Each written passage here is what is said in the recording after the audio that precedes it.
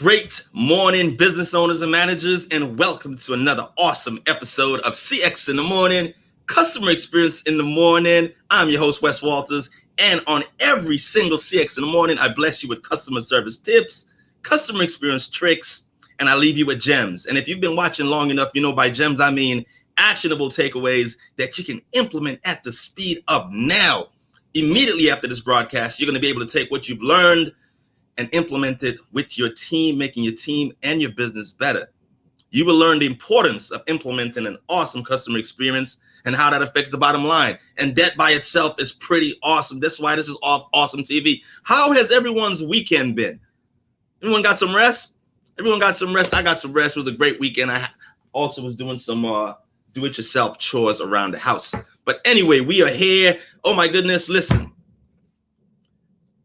I remember watching an interview with Quincy Jones, and he said he was touring across the country, touring across the world, and he never realized, he never felt that he made it until his mama commented like, "My son is on Jet magazine."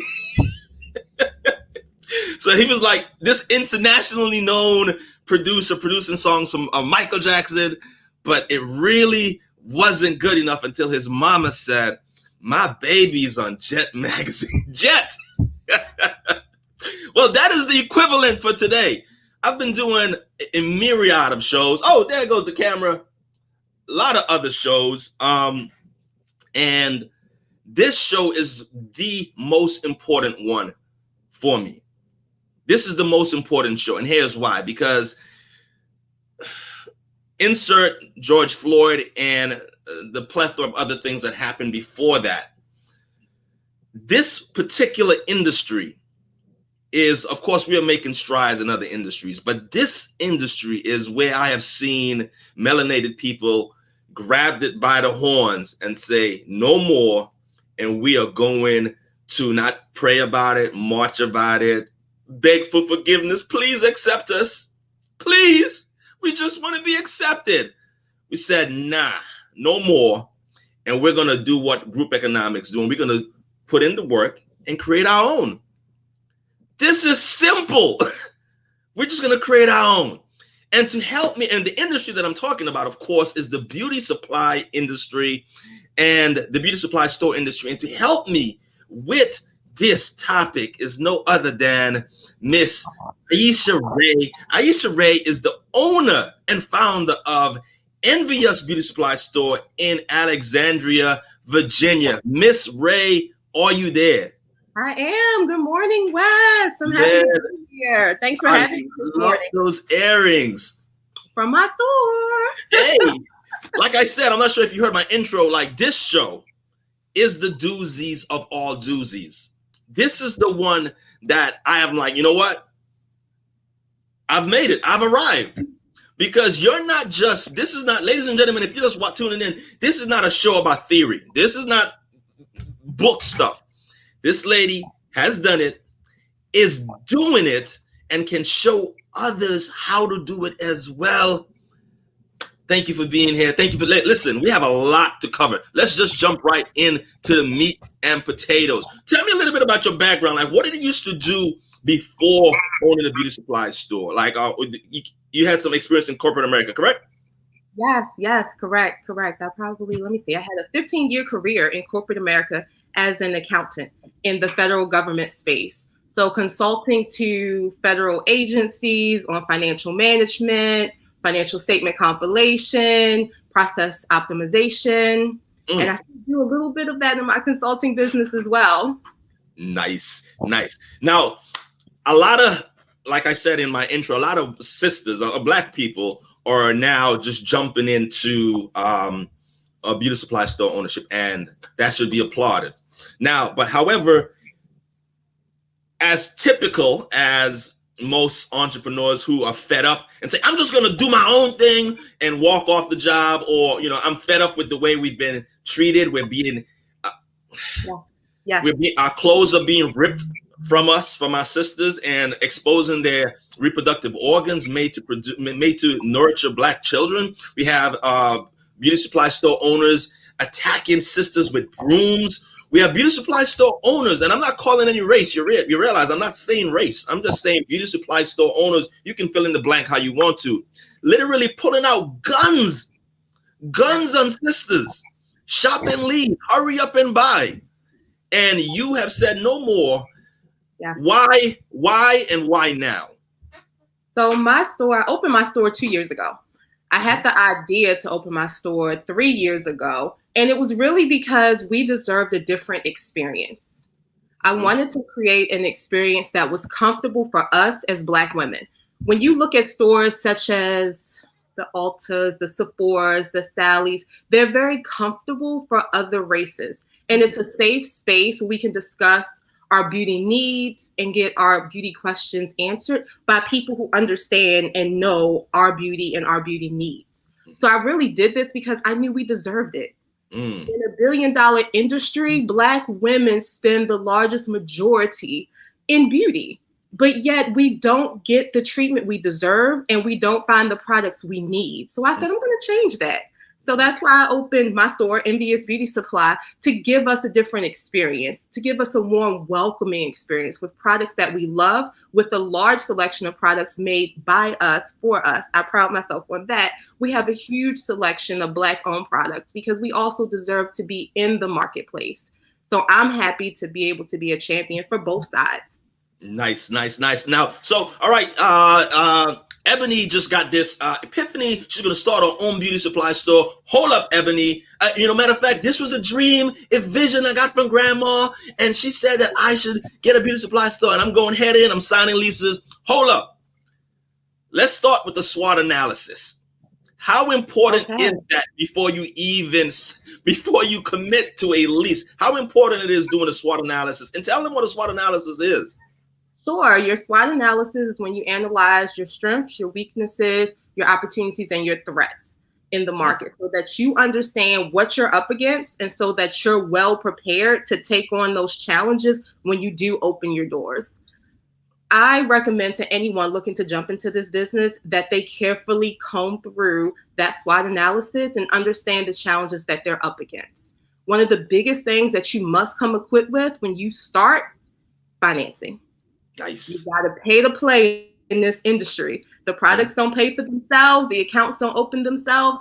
And what really moves you ahead in this industry is being able to have capital so that you can acquire the counts that you need, so that you can get the space that you need. I mean, starting off, just the lease alone, you need to have your money ready just to get your lease and then to set up your space, then to be able to get the products on the shelves. The next thing is understanding the industry. The year I spent building up to the opening of Envious Beauty Supply was really a year of knowledge.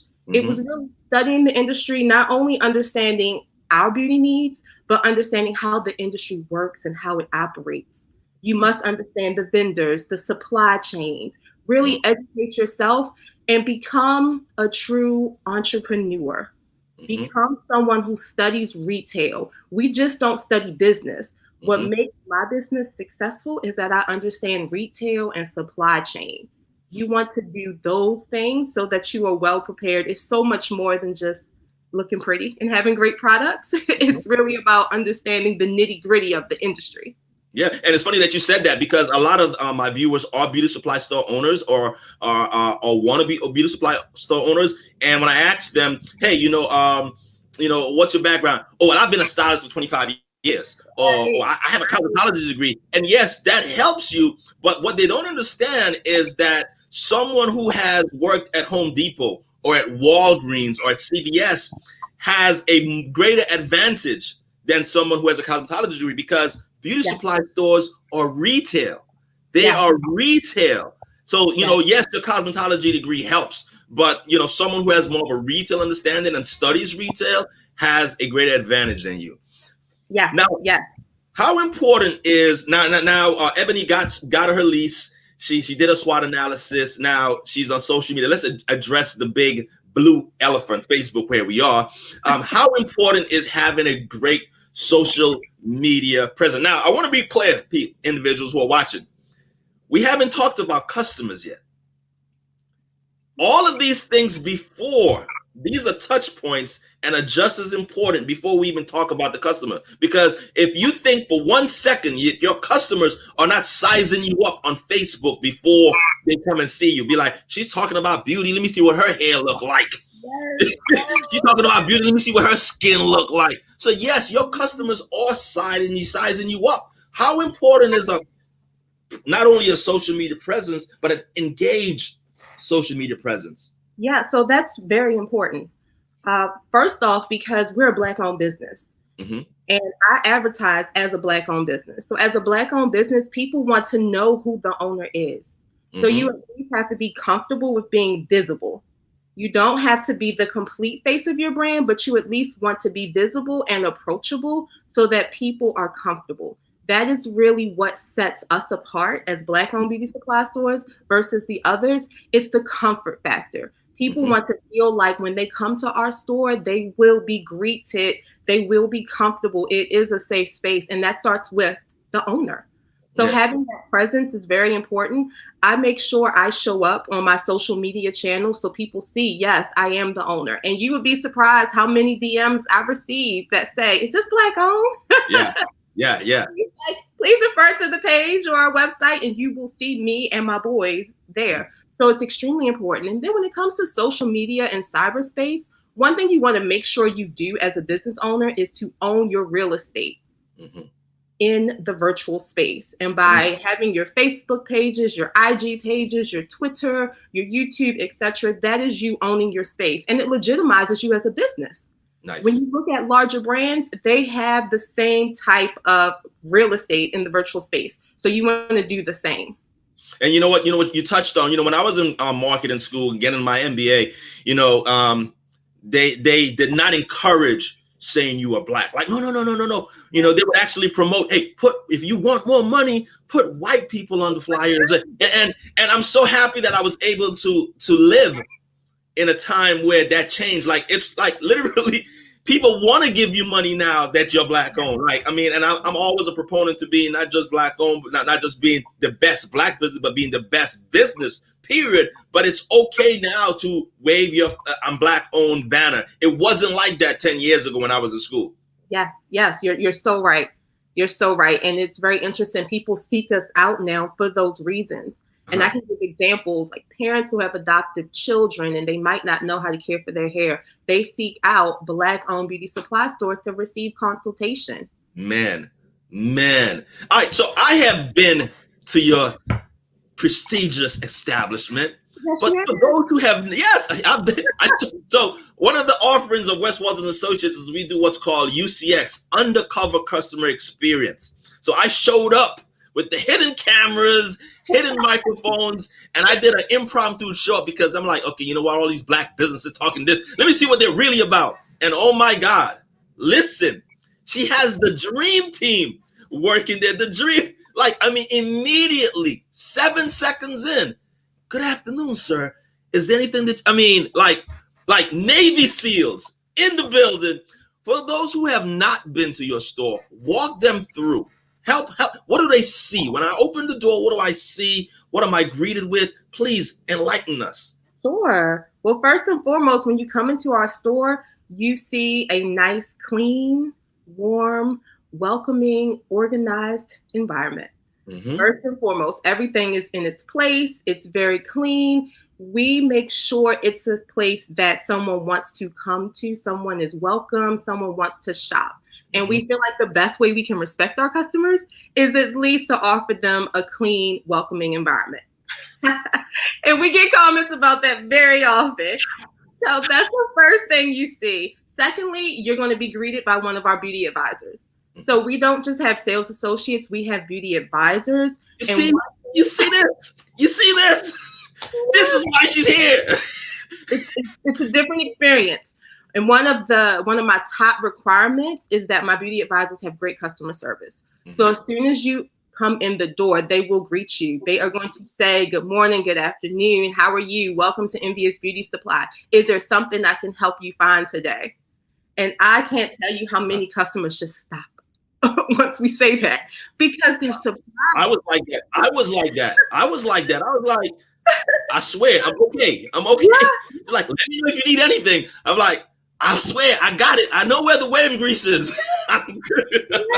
It's such a different experience, and we're training our customers to understand you deserve this type of customer experience. It's Yes. nothing beyond the normal customer service that you deserve in a retail space.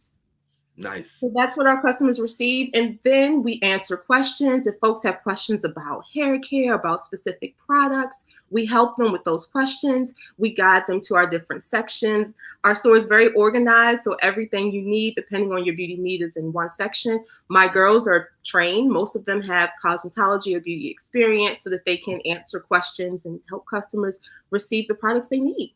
Now, the team. What does behind the curtain looks like? What type of environment? How do you create an environment of excellence? What's in the break room? Tell me what, because again, this show is important not only as, hey, you go girl, but there are viewers who are watching who want that blueprint, who want that template of a successful beauty supply store. What is the breakout? Because some might say, I'm not spending time on the breakout room. Forget them. They should be happy to have a job. What does your breakout room look like?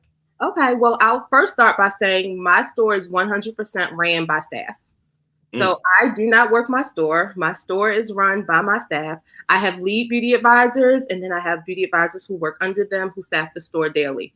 As far as the company culture, it's really a culture of excellence, emphasis on great customer service, and the requirement to have fun.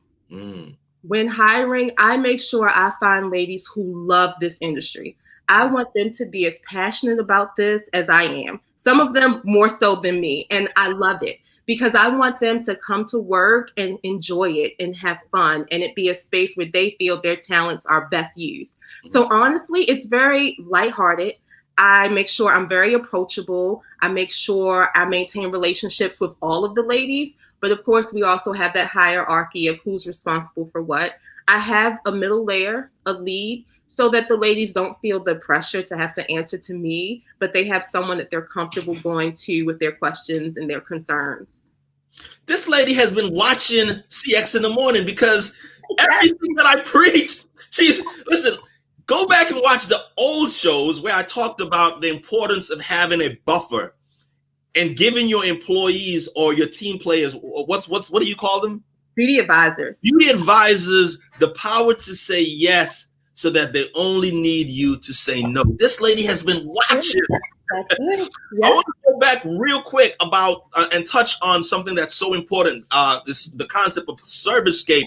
And ServiceScape is a deep well, so we're not going to touch on all aspects of ServiceScape, but let's talk about location. A lot of times, again, I meet beauty supply store owners who, everybody might be like, hey, I found this great spot, and the rent is real cheap. And I try to advise them. I said, listen, you're going to pay. Either you're going to pay for the place, the location, or if you get a cheap location that's in the hood that has graffiti everywhere, you're going to have to double up for marketing. So there's no getting away from paying. How important is location and having your spot, your location, in a good location? I'm going to use location like 5 times in that sentence. Location. It's important. When it comes to having a storefront, location is everything because your storefront works off of foot traffic. And you're going to be able to drive your own foot traffic from your own marketing, but being able to feed off of the foot traffic of the stores around you is so important. So for me, I looked to find a place that had other beauty offerings within the shopping center and that had a large flagship store in the shopping center as well.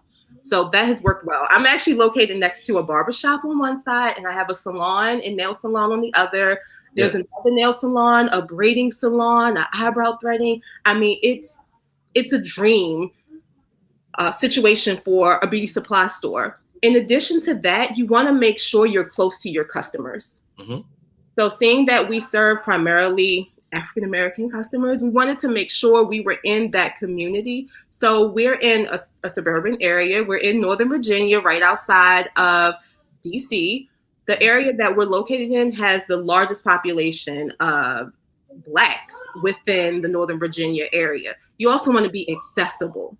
So you have the folks who live near you. We're walkable for some people, but we're also close to different interstates because we have customers who travel up from the southern area of Virginia. They come over from DC, they come over from Maryland. We are at the intersection of two different interstates to allow us to be easily accessible and accessible by public transportation. Man, so she has the entire DMV on lock. Ladies and gentlemen, if you're just tuning in, we're here with Aisha Ray, founder and owner of NVS Beauty Supply Store in Alexandria, Virginia. If you're just tuning in, we are breaking this thing down in layers. There's layers to this thing. We talked about the first pillar, which I covered in my book, Customer Experience, 3 Simple Tools to Turn One-Time Consumers into Loyal Customers. We covered the first impression, pillar 1. We're going to move into pillar 2 now. And again, we haven't even discussed the customer yet. This is all the stuff that needs to be done before the customer. Pillar 2 is the connection. The beauty advisors. What generation do they normally make up in your team? Primarily make up? My team, primarily millennials for sure. And probably the mid-age, the late 20s to early 30s. That's the primary range of the ladies who work within my store. I do have some older. My leads tend to be a little bit older, more so late 30s, but definitely closer to that mid-20 range. And really because they are on it as far as beauty. They keep up with the beauty trends. Yes. They know what's hot in the market now. And that's important no matter what age the ladies or gentlemen are who come and shop within the business. Right. Now, what do you have in place in regards to onboarding, in regards to choosing the right beauty advisors? Well, I definitely have my job description, my job requirements. I use an online tool for applicants. I also have quizzes that I use as a means to determine who has strong customer service experience, who has knowledge of the industry, to make sure the ladies who are applying can really connect with the audience. And I only take those who score well on those quizzes. Nice. Now, in addition to hiring millennials, because they're constant, they set the tone and they know what's trending, what's about to come. How important is it? Because I speak to I consult with individuals all the time. And they're like, Wes, what do I need to do to motivate my team? What do I need to do? And I'm like, listen, you can save yourself a lot of headache by hiring employees that have batteries included. They come with batteries included. Like, look, I don't have time to motivate. Either you want to be here and this is the greatest thing, or you don't have to work here. I think a lot of managers and business owners sign up for unnecessary stress by hiring someone who's lackluster in the interview, lackluster on the test, lackluster when they showed up late for the interview. And you're like, how can I motivate them? You have to buy separate batteries for this employee. How important is it to hire employees who have batteries included?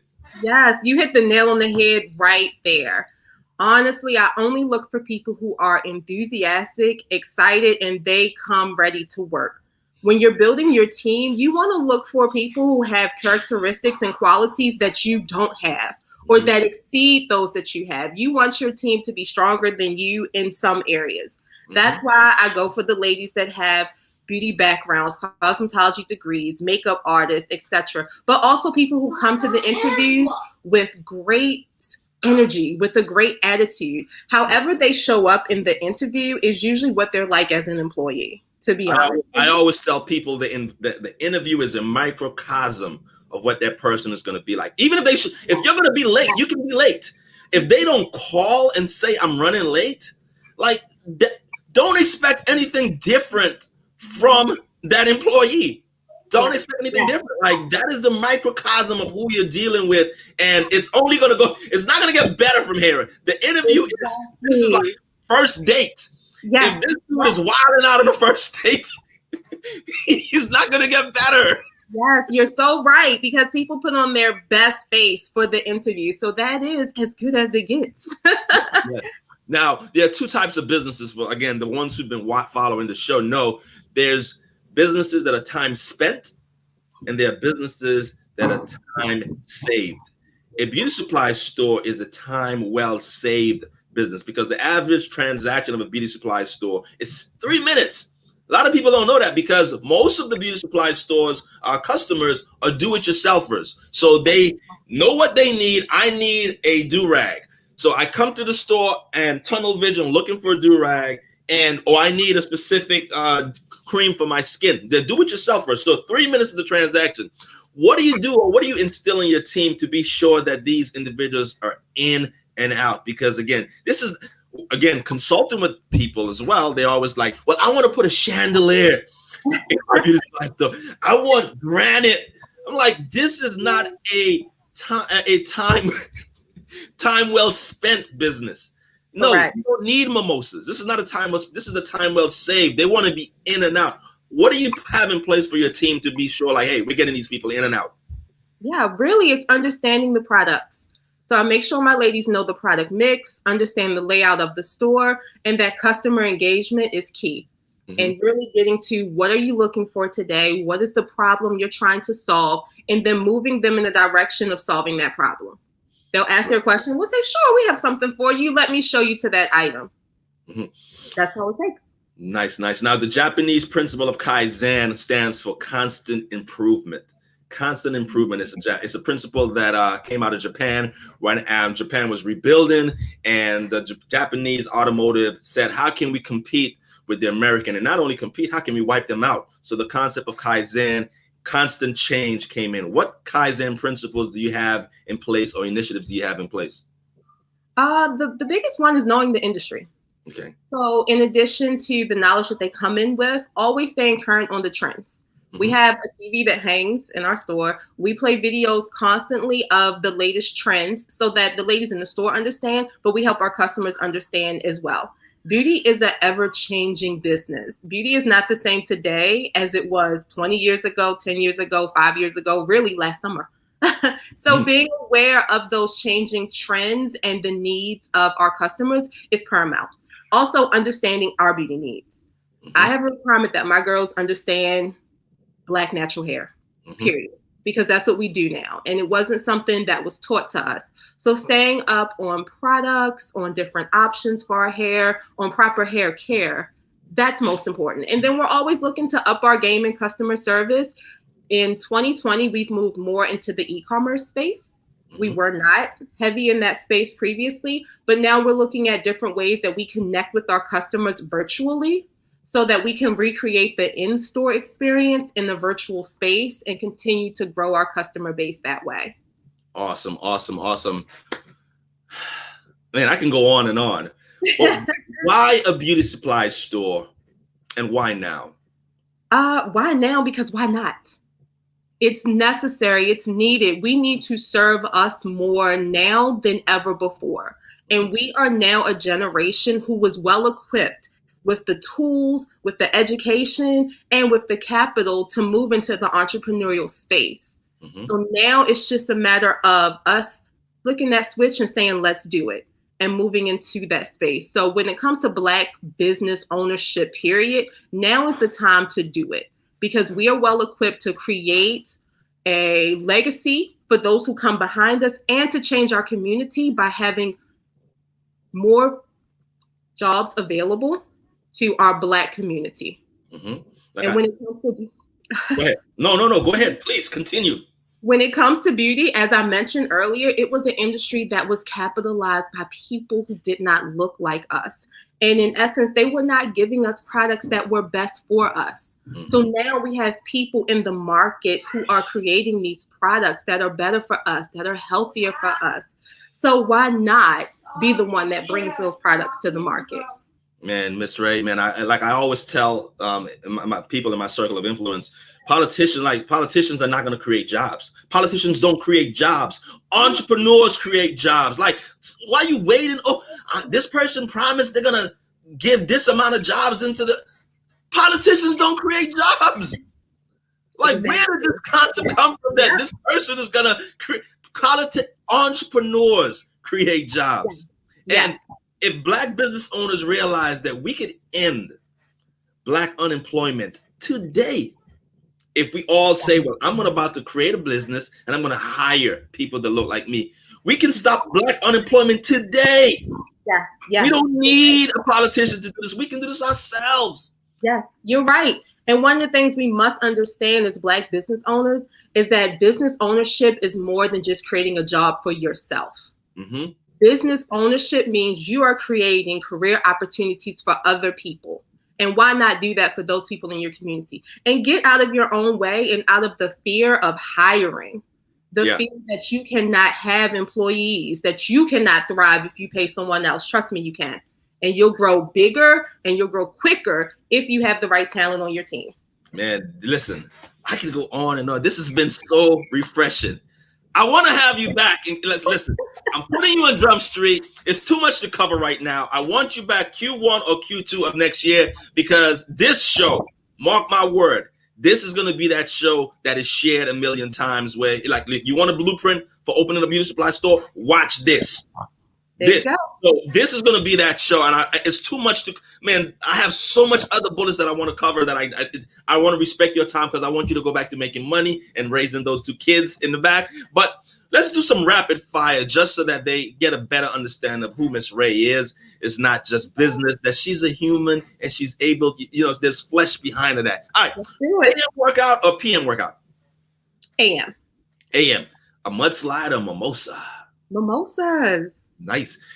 Now you're from the DMV, so I know the answer to this, but crab cakes or crab legs? Come on now, I'm from Baltimore. Crab cakes. Crab cakes. Cardio on a treadmill or cardio on a track? Treadmill. Temperature controlled. Nice. And being in the DMV makes sense, right? Yes. Too hot and too cold. And one last thing, what is the essence of Miss Ray? Wow. The essence of me, first and foremost, beyond anything, I'm a mom first. So I'm a mother of 2 children. I am a nurturer. I'm a provider. I am a giver. And that not only transcends from motherhood, but into my entrepreneurial journey, into my mentorship, into how I leave my mark on the world. I consider myself transformational. And I will make sure people remember me and that I shake things up before I'm done. Listen, I can't, if I say anything after that, I'm going to ruin it. Listen, where can the tribe find you, Aisha?